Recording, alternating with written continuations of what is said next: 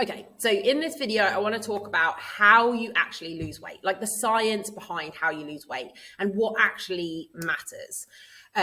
What I find is that most people are as confused as fuck about what you actually need to do to lose weight. There's lots of information and misinformation out there. People think it's carbs or intermittent fasting or eating at certain times or eating clean, and it's not any of those things. So I think for you to be able to wholeheartedly go into this process, you need to understand what things actually matter and why. And so in this video, I want to give you clarity around that so that you can fully commit to the things that you need to do. So there are basically 6 things that you need for fat loss. You need to be in a calorie deficit.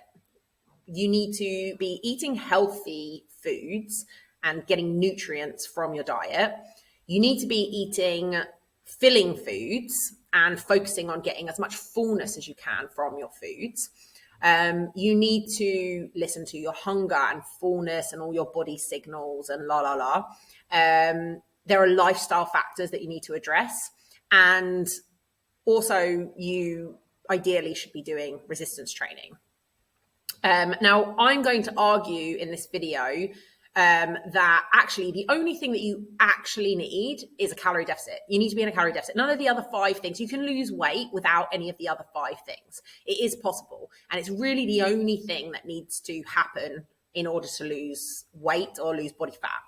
But in practice, staying in a calorie deficit and have it be sustainable is very, very hard if you don't address these other 5 things. So it really is a hierarchy here. You can argue about the exact order of some of the things in the middle, but really the only thing that you actually need is calorie deficit. All the other stuff is about making a calorie deficit possible, especially over a long period of time. So let's dive into all the different things. As I said, the most important thing that you need is a calorie deficit. Fat loss and weight loss at the end of the day is just about energy balance. It's really as simple as that. You need to consume less energy through your food than the amount of energy that you are expending or burning. And energy is measured in calories. Calories is just a unit of measurement, just like a kilometer is a unit of measurement that measures distance, and a kilogram is for weight. A calorie is just a unit of measurement, a very, very, very specific and reliable one. So really all it comes down to is calories in and calories out at the end of the day. So you need to understand how many calories you need, how many calories you're burning a day, and then you need to get into a small deficit. And when you get into a small deficit over a long period of time, your body makes up that difference, that energy difference between what you're burning and consuming by using your fat stores. Okay, so it will mobilize your fat stores in order to make up that calorie, that energy difference. That's basically all fat loss is about, all weight loss is about. It's really important when we start this process for you to understand how many calories you are burning a day currently, and we call that maintenance calories. Okay, so or it's also called TDEE, or total daily energy expenditure, and it's basically made up of 4 things. There are 4 ways that we burn calories. The main way is, so this graph demonstrates the 4 ways that you burn calories, and looks a little bit complicated, but it's actually incredibly simple.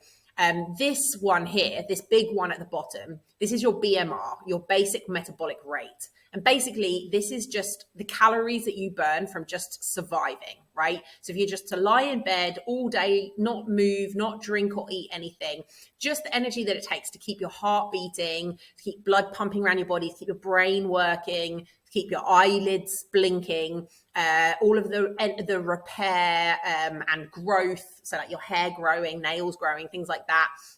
That's all your basic metabolic rate. These are all basic metabolic processes that are going on in your body all the time. And this makes up the big bulk of your energy expenditure every day. About 70% of the calories that you burn every day come from just these basic metabolic processes. So for the average woman, it's about 1,300 calories a day you use just from these metabolic processes. The second way that we use calories, that we use energy, is what's called NEAT, non-exercise activity thermogenesis. It's just a fancy word for movement.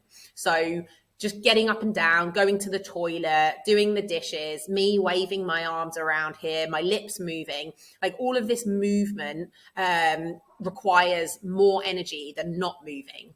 And this makes up another sort of 15%. It varies massively from individuals. If you're more fidgety like me, you'll burn more calories. But if you are somebody who sits very, very still, you'll burn fewer calories. The third way that we burn calories or use energy is through digestion. The fancy word for this is TEF, the thermic effect of food. So digestion is an active process. It actually requires energy in order to break the foods down. So we get energy from the foods, but it also requires energy to break them down. And basically, the less processed your food is, the harder it is for your body to break down, which makes sense, right? So if you eat just chocolate, ice cream, white bread, very, very, very processed foods, they're very, very easy to digest. And so the body will burn about 10%. 10% of the calories eaten, your body will use for breaking this stuff down. Whereas if you eat whole foods, so lots of protein, fiber, vegetables, fruits, whole grains, it's harder for your body to break down. And the thermic effect of food can be as high as 30%. So you can actually, by eating whole foods, you burn a lot more calories. And the last way that we burn calories, but probably the most obvious way to most people, is through EAT, exercise, activity, thermogenesis. This is just from doing exercise. So they're the four ways that we burn energy, that we burn calories. And basically, what we need to do is figure out how many calories you need a day to maintain your body weight.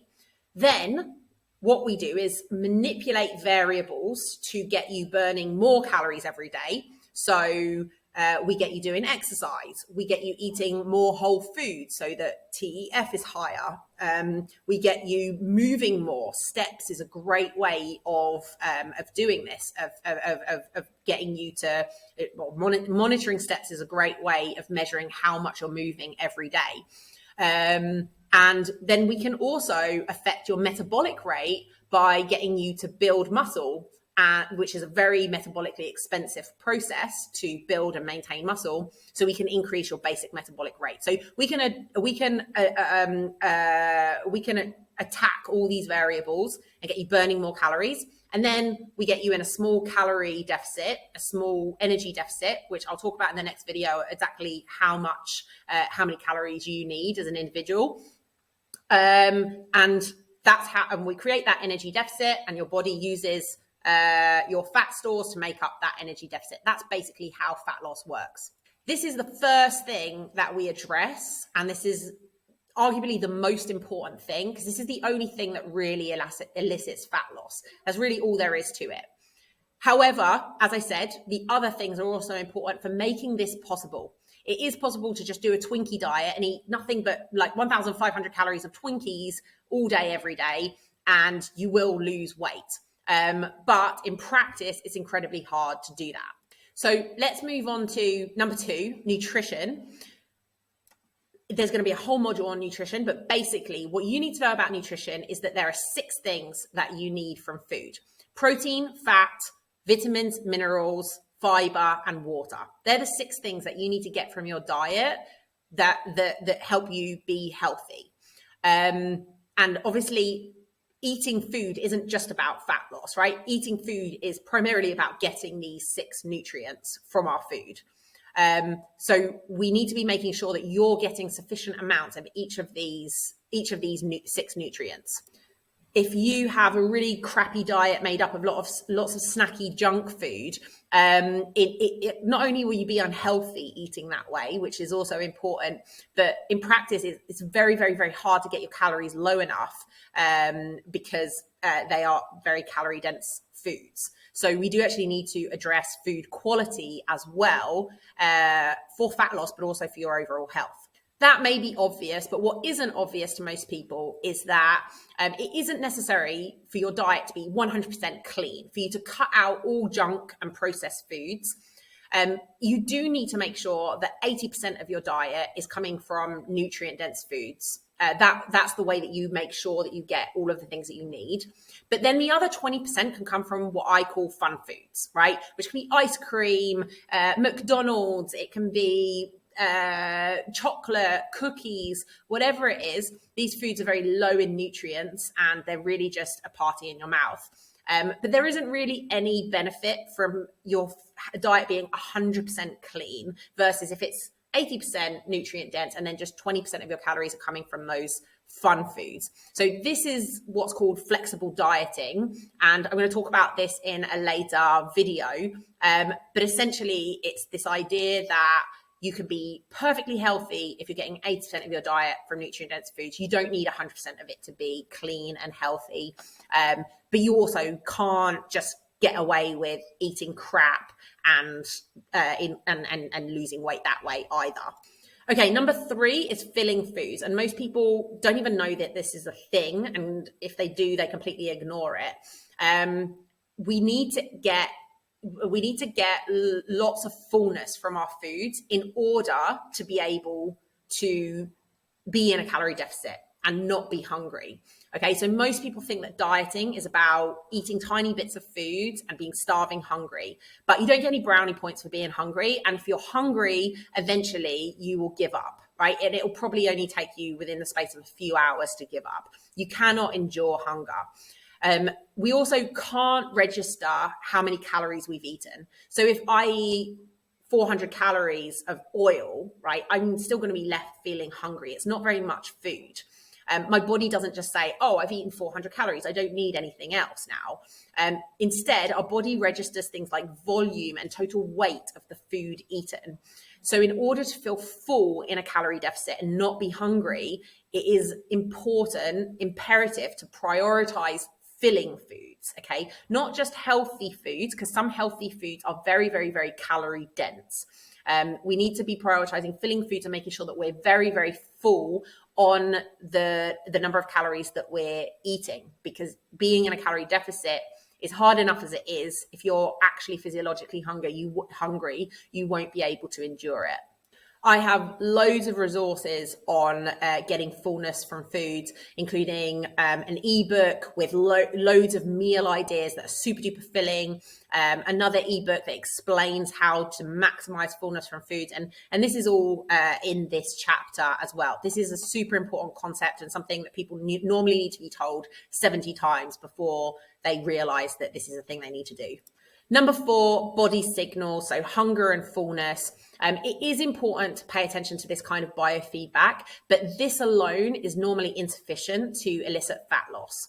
If you are very, very, very obese or very overweight, you might be able to lose quite a lot of weight by just listening to hunger and fullness. But what I find is that most people who lose weight that way kind of get stuck with still at least 30 pounds left to lose. And they just can't get beyond that plateau by just listening to hunger and fullness. And that's because of the previous slide, what we talked about just before about filling foods, like eating filling foods versus calorie dense foods, which people aren't doing. It's not very intuitive. In fact, all of these first 3 things, getting proper nutrition, eating the right number of calories for your goals, and eating filling foods. These are not very intuitive things, so people don't usually do them by accident. You actually need to be very, very purposeful about them. And the leaner that you are and the less body fat that you have to lose, the more you need to hone in on those first 3 things. And just relying on body's hunger and fullness signals just isn't enough. Remember, our intuition around food isn't built to help us get really lean or to have very low body fat percentages. It's there to help us avoid starvation and survive, so that we can produce offspring. And so our instincts are to eat as much food as possible and as much calorie dense as food as possible, and not to do, the opposite of that. So some things that we'll focus on is making sure you're eating when you're a 6 or a 7 out of 10 in terms of hunger, and not waiting until you're really hangry and, and then you just pig out. That's a really important part of this, not just trying to endure hunger and white knuckle it. But I don't think it's really possible to do this stuff until you put those more concrete things in place. It's very fashionable nowadays to just rely on your intuition, your body knows best and all of that, but actually it doesn't. And you do need some really concrete guidelines of exactly how much to eat and what to eat to make sure that you're getting everything that you need. Okay, number 5 is lifestyle factors. So things like getting enough sleep, getting enough rest and recovery, and having downtime, stress management, not being stressed out of your mind, eating at regular meal times every single day and not just eating at random erratic times or grazing all day, getting movement, right? Not just doing 1 workout, 2 workouts a couple of times a week, but actually getting movement in your day. We're built to move. We're not built to just sit still all the time. Getting light exposure. Like if you go from, sitting, getting up in the morning and going into the office and sitting in front of a computer with artificial lights to then going home and watching TV, and you're never getting exposure to the sun and light, real light outside, this is not good and disrupts all kinds of systems in the body. And also emotional eating. If this comes back to stress as well, if you are super duper stressed and then eating because you're stressed out, not because you're hungry, but eating to calm yourself down, this is obviously going to get in the way of fat loss, and we need to address that separately. So what I tend to find a lot is that, people are counting their calories and they're, doing all the other things that I've talked about, but they're only sleeping 5 hours a night and they're burning the candle at both ends, and they're chronically sleep deprived and they're stressed out of their minds, and then they're wondering why they can't lose fat. And when you are in that state, your hunger and fullness signals are all over the place. You crave carbs and fun foods. You tend to turn to food a lot more for, emotional, as an emotional crutch and self-medication. So it's incredibly important. You can't just count your calories and make sure you get enough protein and then, not do any of these things. You do actually need to address lifestyle factors, and people who don't tend to hit a pretty solid brick wall at some point along the process. Finally, resistance training is super duper important for making sure that you are losing as much fat as possible. Okay, so there's a difference between fat loss and weight loss. They normally overlap quite a lot, but there is a difference between the two. So,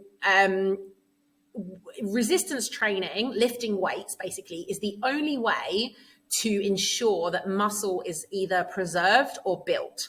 It's not just about muscle, it's also about connective tissue, bone density, and this is referred to as lean body mass. So when you lift weights, you build more lean body mass. You build more muscle, you build more connective tissue, more bone density. Also, other things like mitochondria and blood vessels and capillaries and things like that. So you build a lot of lean body mass when you do resistance training, when you're doing it correctly.